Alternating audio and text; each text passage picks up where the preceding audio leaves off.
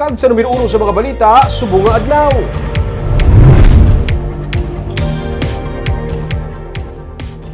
Vaccination, hindi na requirement para sa pagboto sa adlaw sa pagpinili ay sulod sa COMELEC.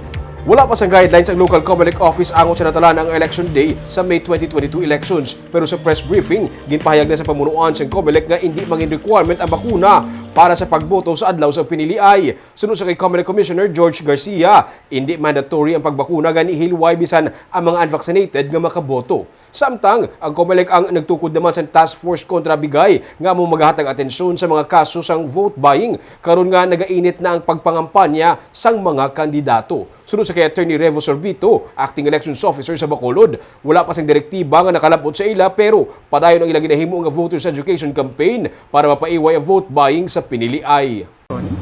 No, actually sa ato na COMELEC resolution regarding general instructions for the coming elections. There is no mention na dapat may vaccination cards sa ating mga botante. Although, of course, there will be temperature checks sa atong mga voting centers and we have also isolation polling places for those nga taas ang ilang mga temperature during the election day. Dito sila mabuto sa ilang sa atong isolation polling place. Why? That's why the COMELEC rules does not require. Okay, you will disenfranchise a lot of voters, especially those who are against vaccination.